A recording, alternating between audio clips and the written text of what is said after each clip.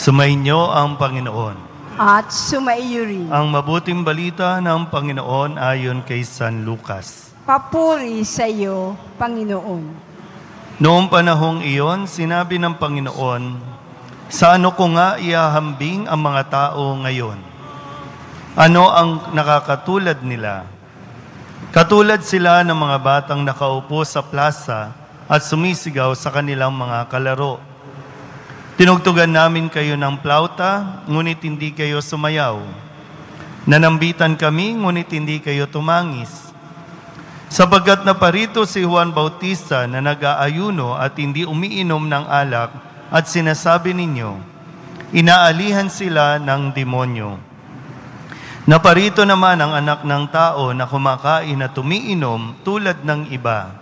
At sinasabi ninyo, masdan ninyo ang taong ito, matakaw at naglalasing, kaibigan ng mga publikano at ng mga makasalanan. Gayunman, ang karunungan ng Diyos ay napatutunayang matuwid sa pamamagitan ng kanyang mga anak. Ang mabuting balita ng Panginoon. Pinupuri ka namin, Panginoong Hesukristo. Isang magandang tanghali po sa inyong lahat. Sa ating pong ebanghelyo, narinig po natin na kung saan ang tanong ni Kristo, sa ano ko po ihahalin tulad o ihahambing ang mga tao ngayon? Tingnan nyo nga po muna yung mga katabi ninyo. Saan ba natin pwedeng ihambing ang henerasyon natin ngayon? Anong uri ng tao ba tayo ngayon? Anong uri po tayo mag-isip ngayon? O kaya yung pagsasalita, no? Anong klase ba tayo? Kasi minsan tayo din naman mahilig tayong magkumpara nung panahon namin. Yung panahon ngayon ba? Kasi hindi naman pwedeng panahon nila ito na para bang sa mga bagong henerasyon lang. Namumuhay tayo sa iisang panahon. So kung namuhay ka nung panahong yon at ngayon, ikaw ba? May pinagkaiba? Maganda ba? Pangit ngayon o pangit ang ugali noon, maganda na ngayon? Saan ba tayo?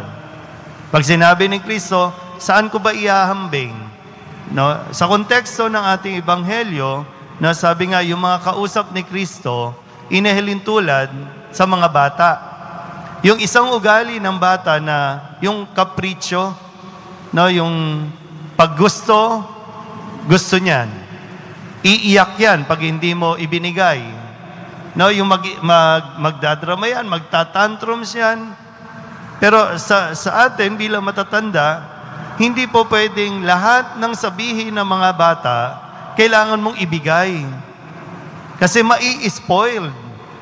Magiging problema lang pagdating ng araw. Kaya ngayon, sabi nga, may hahalin tulad sa mga bata ang mga bata, ang henerasyong ito, na pwede natin makita din. Sabi ko nga, kamusta ba tayo ngayon?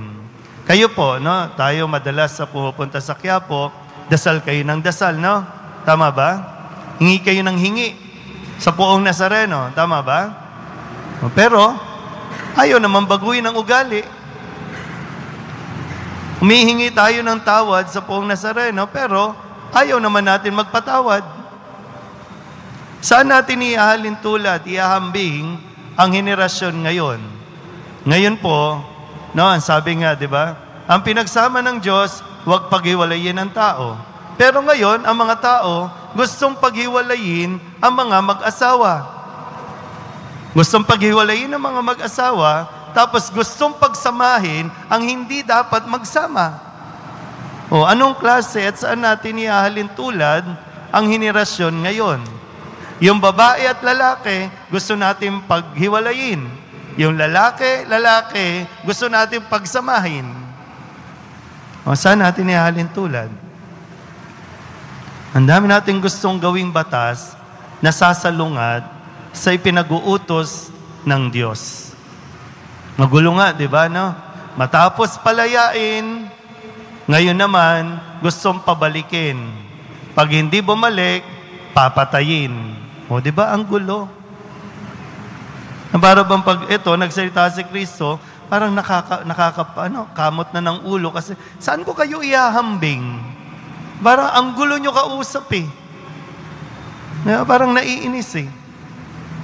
Hihiling-hiling kayo, Lord, sana pagalingin mo na ako, Lord.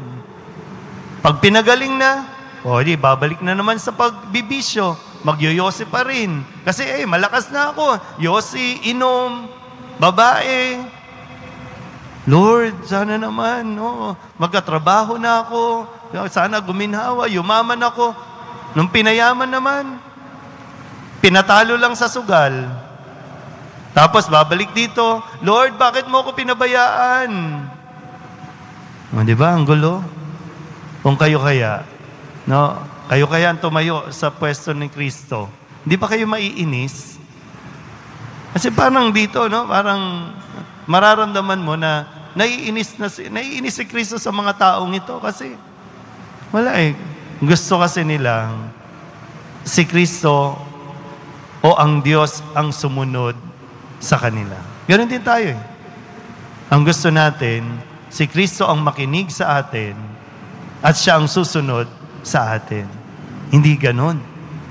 Tayo ang dapat matutong makinig at sumunod sa Diyos. So yung tanong sa atin, individual, personal, saan ka maihahalin tulad? Saan tayo pwedeng itulad? Doon ba tayo sa mga bata na gusto maging spoiled? O doon tayo sa matatanda na ayaw ng makinig, hirap ng makinig? Saan tayo ihahalin tulad? Amen?